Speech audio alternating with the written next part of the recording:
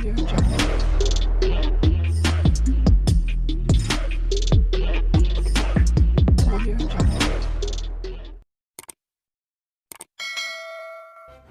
kasih karena memilih channel ini. Sebelum kita mulakan video ini, sila pertimbangkan untuk menekan butang like, share, dan subscribe, dan aktifkan butang lonceng Anda agar Anda sentiasa mendapat info-info percuma pada setiap hari dari channel kami. Dan tinggalkan komen Anda karena komen Anda amatlah dihargai.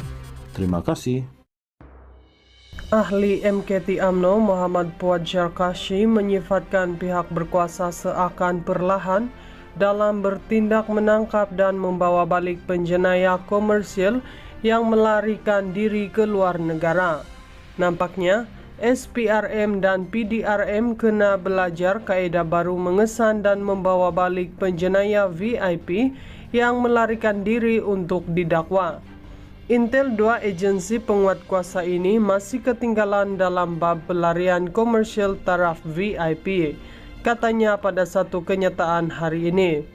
Fuad antaranya menyentuh mengenai kes Adlan Berhan, menantu kepada pengerus CPN Muhyiddin Yassin yang melarikan diri ke luar negara kira-kira setahun lalu.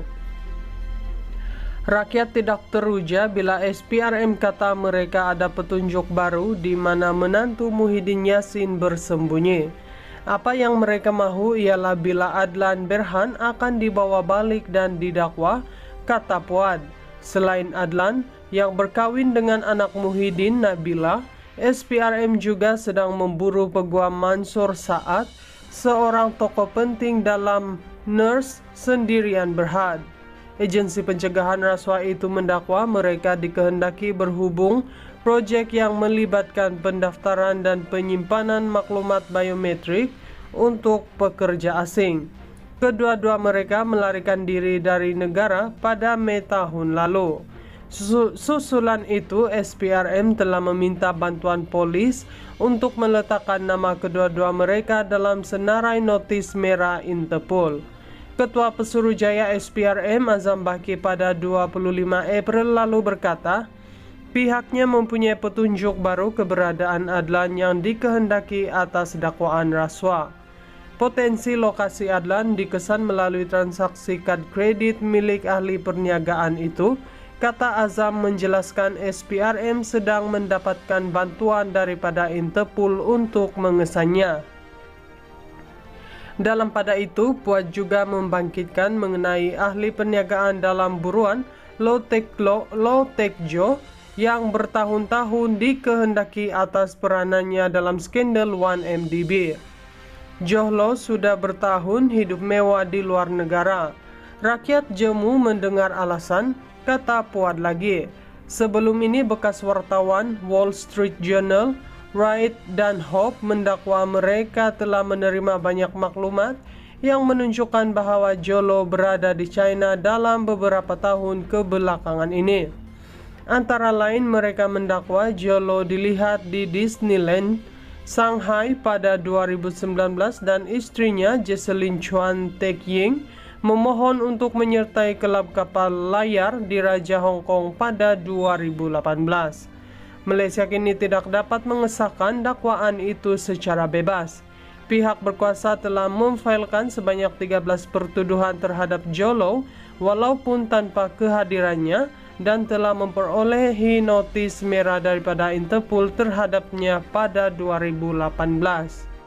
Ahli MKT UMNO Muhammad Fuad Syarkashi menyifatkan pihak berkuasa seakan perlahan dalam bertindak menangkap dan membawa balik penjenayah komersial yang melarikan diri ke luar negara. Nampaknya SPRM dan PDRM kena belajar kaedah baru mengesan dan membawa balik penjenayah VIP yang melarikan diri untuk didakwa. Intel 2 agensi penguat kuasa ini masih ketinggalan dalam bab pelarian komersial taraf VIP, katanya pada satu kenyataan hari ini. Fuad antaranya menyentuh mengenai kes Adlan Berhan, menantu kepada pengerus CPN Muhyiddin Yassin yang melarikan diri ke luar negara kira-kira setahun lalu. Rakyat tidak teruja bila SPRM kata mereka ada petunjuk baru di mana menantu Muhyiddin Yassin bersembunyi. Apa yang mereka mahu ialah bila Adlan Berhan akan dibawa balik dan didakwa, kata Puad. Selain Adlan yang berkawin dengan anak Muhyiddin, Nabila, SPRM juga sedang memburu Peguam Mansur Saad, seorang tokoh penting dalam Nurse Sendirian Berhad. Agensi pencegahan rasuah itu mendakwa mereka dikehendaki berhubung proyek yang melibatkan pendaftaran dan penyimpanan maklumat biometrik untuk pekerja asing. Kedua-dua mereka melarikan diri dari negara pada Mei tahun lalu. Susulan itu, SPRM telah meminta bantuan polis untuk meletakkan nama kedua-dua mereka dalam senarai notis merah Interpol. Ketua Pesuruhjaya SPRM Azam Baki pada 25 April lalu berkata, pihaknya mempunyai petunjuk baru keberadaan Adlan yang dikehendaki atas dakwaan rasuah. Potensi lokasi Adlan dikesan melalui transaksi kad kredit milik ahli perniagaan itu, kata Azam menjelaskan SPRM sedang mendapatkan bantuan daripada Interpol untuk mengesannya. Dalam pada itu, Puad juga membangkitkan mengenai ahli perniagaan dalam buruan Lo Tek Jo yang bertahun-tahun dikehendaki atas peranannya dalam skandal 1MDB.